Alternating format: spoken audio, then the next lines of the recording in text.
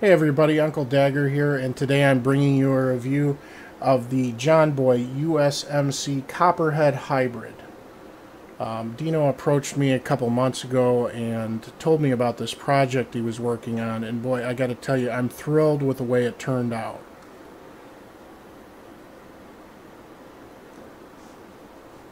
It's a fantastic hybrid device, solid copper tube design, a switch with an integral copper post, so there's no separate contact. All of the stainless that you see here is 316 stainless steel. The pin, the contact pin on the atomizer section is actually brass that is silver plated. Couldn't be more pleased with how it turned out. We're going to go ahead and take a closer look. Okay, so we're going to start from the bottom of the device and work our way up, and I'll do my best to explain each and every piece. As you can see here, this is an 18490 copper mod. Now, if you look, this is not particularly shiny, but it seems to have a pretty nice even patina to it. And this is basically just the wear from me using it for the last week or so here. And it's worn very evenly. I do prefer the way this tarnishes or patinas over a brass mod. Brass tends to get real gritty and dirty if you're not careful when you're patinaing it. But this is a very even wear. You can see the wear on the button as well. It just makes it stand out a little bit better. Starting with the button. This has a solid copper button and an integral contact post. I'll show you the throw on the switch right now. It's about 1.5 millimeter. It's very light pressure needed and a very short throw in order to fire it. Speaking of the button, let's go ahead and take a better look at the engraving on that button.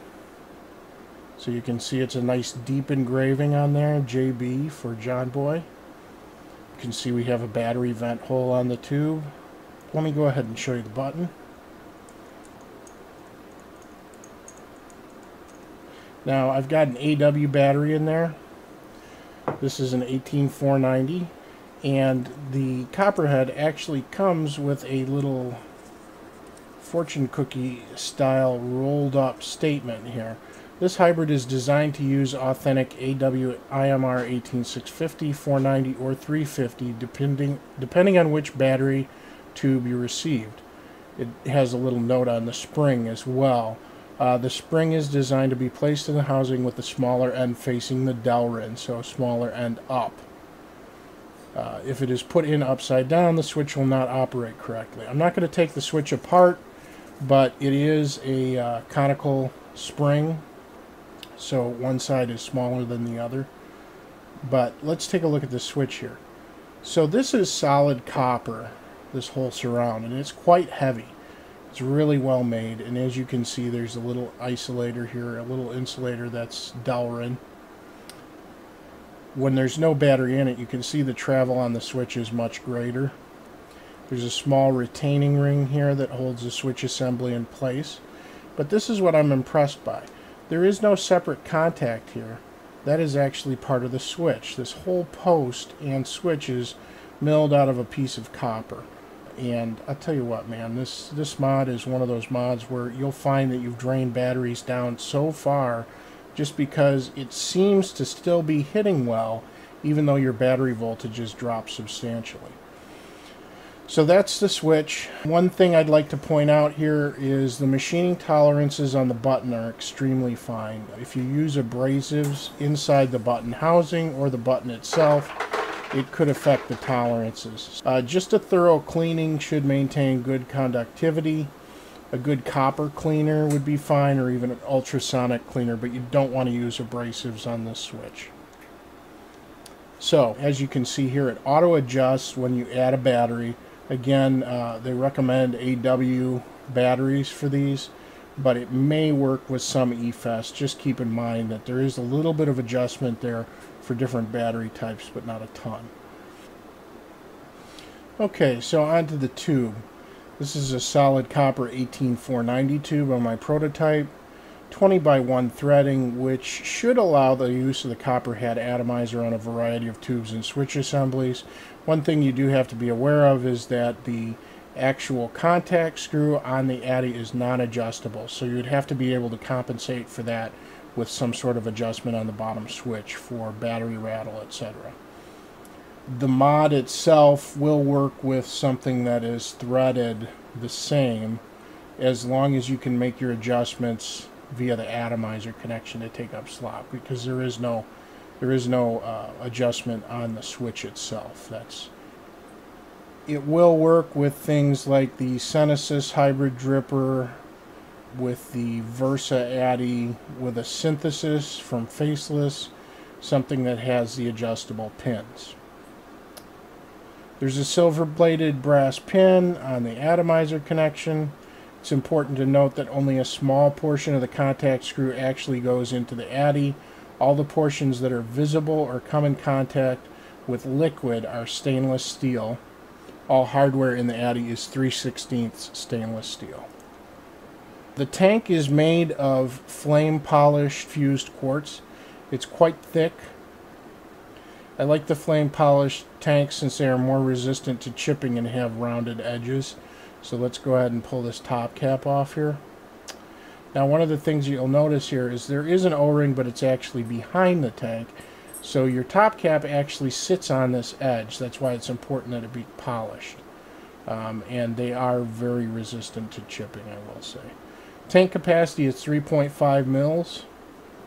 If you look closely, you may be able to see that the tank actually sits on top of an O-ring. You can see it there. It's kind of squished down right now. There's a purpose for that, which we'll touch on directly. Moving on to the deck, wick hole is 3mm. Fill hole is 2.5 millimeters. And the positive post has a large thumb screw, which should be familiar to those of you who have seen a lava gen. It has several washers. Another unique feature that they built into it is the ability to trap and tighten the coil wire without it getting bound and over tightened. And it seems to work well. I haven't had any issues setting this up. In fact, it's been a very simple setup. The negative screw is located to the right of the wick hole, and it's Phillips, so no need for a special Allen key. You can see threading around the top of the deck. The top cap is threaded and features a reduced stepped chamber to increase flavor density and vapor. All the drip tips I have work just fine. No problems with that. They all fit nicely. This particular device is a prototype, and Dino is gracious enough to accommodate my request for a 1.6mm chamfered air hole. The final production units will ship with a 1.2mm air. If you look at the fully assembled hybrid, let's go ahead and screw this together here.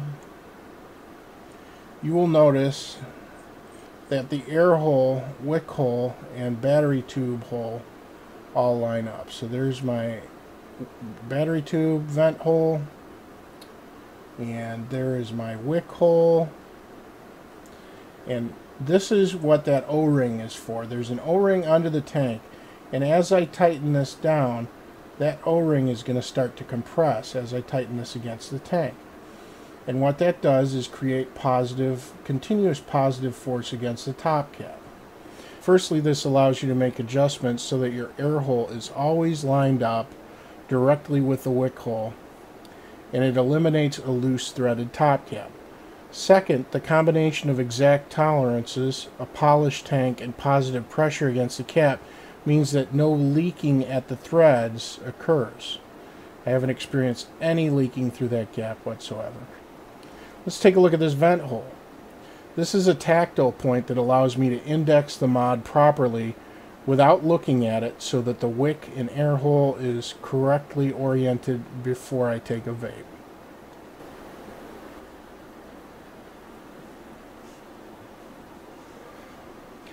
So what do I think of the device? It's a really solid hybrid. I love the use of copper. I love the fact that it's unique. The button is just fantastic. It's such a short throw. It just vapes very, very nicely. Even with a 1.6mm air hole, the flavor is still very intense. You can see the vapor production there just without the top cap on. No dry hits. Just a really nice setup. I love the fact that it has a tactile little vent hole here so that you can orient it. If you're in the car at night, it's very handy. If you're at a movie, I really like the O-ring underneath so that you can properly index your air hole. Again, no leaking from those threads. Price is $300, so it is a premium product. But one of the things that I like is John and Dino stand behind their product. They're US modders. I did talk to Dino today, and they are planning on making a 510 top cap for this so that you can use it with any atomizer. There are 18650 tubes coming. Currently it's only offered in 18350 and 18490 size. There's rumors of a dripping atomizer, and Dino is also currently in talks to make some drip tips. I believe he will have some of those at VaporCon, and he will have some for sale in the future via their Facebook group. I will put the link to the Facebook group in the video description. Go ahead and click on that and you can find the order form. Orders are currently open for the USMC Copperhead mod. Really like it. Solid device. Had a chance to take it out for the weekend. I just kept it in a little holster, one of these little slip cases that I have in my side pocket. No issues, so check it out.